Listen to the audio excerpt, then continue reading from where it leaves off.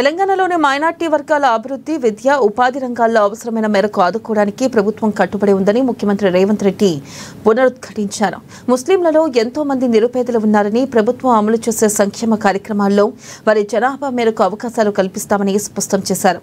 హజ్ యాత్రికుల సౌకర్యార్థం రాజీవ్ గాంధీ అంతర్జాతీయ విమానాశ్రయం సమీపంలోని మామిడిపల్లిలో వసతి భవనం నిర్మించాలని ప్రభుత్వం సంకల్పించిందని చెప్పారు. ఇక ముస్లింలు జీవితంలో ఒక్కసారైనా హజ్కు వెళ్లి ప్రార్థనలు చేయాలని అనుకుంటున్నారని, ఈసారి ప్రభుత్వానికి 6,000 దరఖాస్తులు అందితే వాటన్నిటినీ ఆమోదించినట్లుగా చెప్పారు.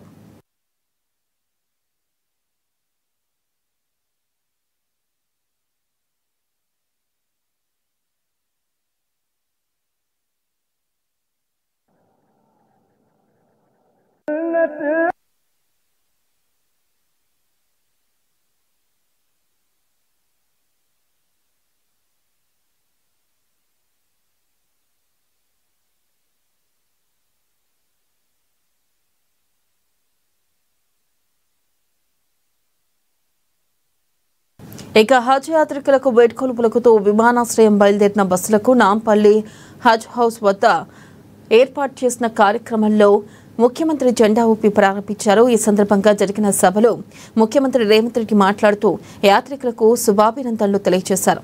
తెలంగాణతో పాటు వివిధ రాష్ట్రాల నుంచి హజ్కు వెళ్లే హజీల కోసం అవసరమైన ఏర్పాట్లు చేశారని, ప్రభుత్వం అందుకు అన్ని విధాలుగా సహకరించిందని చెప్పారు. హజ్కు వెళ్లడం మీ హక్కు. ఈ విషయంలో ప్రభుత్వం సంపూర్ణంగా సహకరిస్తుంది. మీకు అవసరమైన ఏర్పాట్లు చేయడం మా బాధ్యత. ఆ బాధ్యతను నెరవేర్చడంలో వెనకడుగు వేయమని అన్నారు.